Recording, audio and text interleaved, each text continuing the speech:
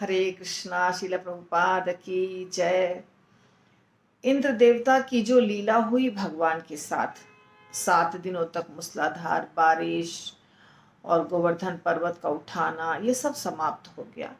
फिर दशमी आई और दशमी के बाद जब एकादशी हुई, नंद बाबा ने उपवास किया। उपवास के दूसरे दिन, द्वादशी के दिन, उपवास तोड़ने के लिए वो यमुना में स्नान करने गए। परंतु जो समय था वो ठीक नहीं था। रात्रि का ही समय था, ब्रह्म मुहूर्त के भी पहले। उस समय स्नान करना वर्जित है शास्त्र के अनुसार। वो आसुरी वेला कहलाती है। तो वरुण देवता के जो सेवक थे वो उनको पकड़ लिए और पकड़ के बांध करके वरुण देवता के पास ले गए। तो वरुण देवता ने देखा कि ये तो कृष्ण के माता पिता हैं, मतलब माता नहीं, कि कृष्ण के पिता हैं। तो वरुण देवता उनसे बात कर ही रहे थे, जो भी पूछताछ।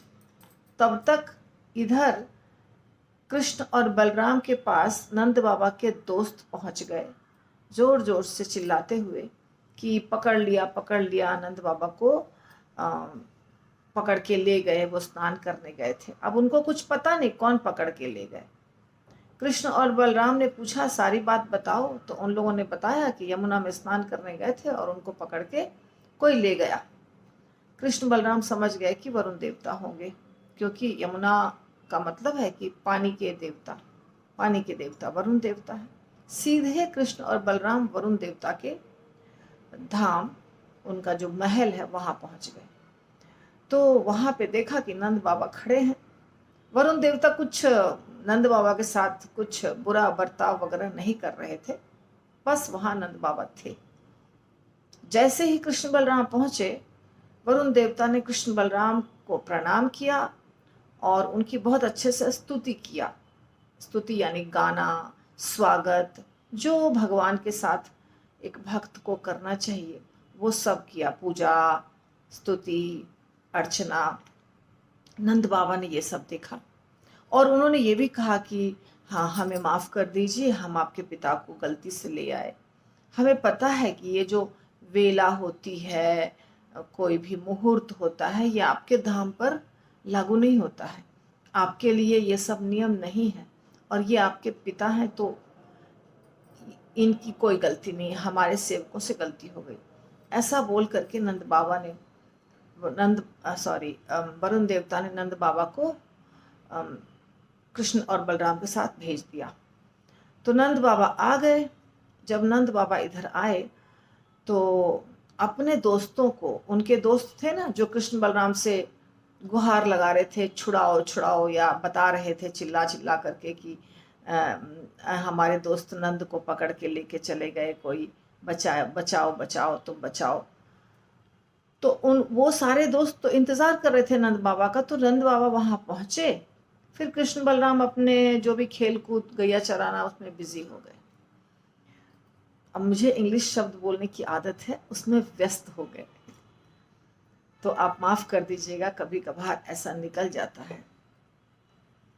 तब नंद बाबा अपने सारे दोस्तों से ये बताने लग गए कि मेरा बेटा इतना चमत्कार करता रहता है, ऐसा ऐसा कार्य करता रहता है, जिससे प्रसन्न होकर इतने बड़े देवता वरुण देवता उसकी पूजा किए, उसकी स्तुति किए।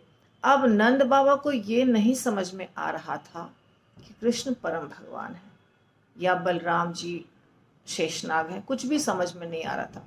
वो समझ रहे थे थोड़ा सा ज्यादा इसमें गुण है बाकी बच्चों से ज्यादा, इसीलिए देवता वरुण देवता इसके बारे में कुछ अच्छा बोल रहे हैं, बस इतनी सी बात है।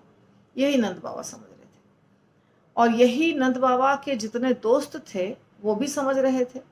कोई कृष्ण को परम भगवान नहीं मान रहा था और भगवान को ये सब बात समझ में तो सब कुछ आ ही रहा था और सुनाई भी दे रहा था। और उनके मन में जो चल रहा था वो भी कृष्ण समझ रहे थे। उनके मन में क्या चल रहा था, नंद बाबा के जितने मित्र थे उनके मन में चल रहा था कि ये कृष्ण है कौन और क्या हम मृत्यु के बाद भगवत धाम जाएंगे, भगवत धाम क्या चीज़ होता है, ऐसे कुछ कुछ प्रश्न उनके दिमाग में उठ रहा था। खुद ही सोच भी रहे थे और खुद ही उसका उत्तर भी ढूंढ रहे थे। तो भगवान ने सोचा कि इन लोगों को बताना ज़रूरी है कि मृत्यु के बाद तुम कहाँ जाओगे। तो वो उनको ये चिंता थी, मृत्यु के बाद हम जाएंगे, हमारा जन्म सुरक्षित है कि नहीं, हम कहाँ जाएंगे, ये सब चिंता थी नंद बाबा के दोस्तों को।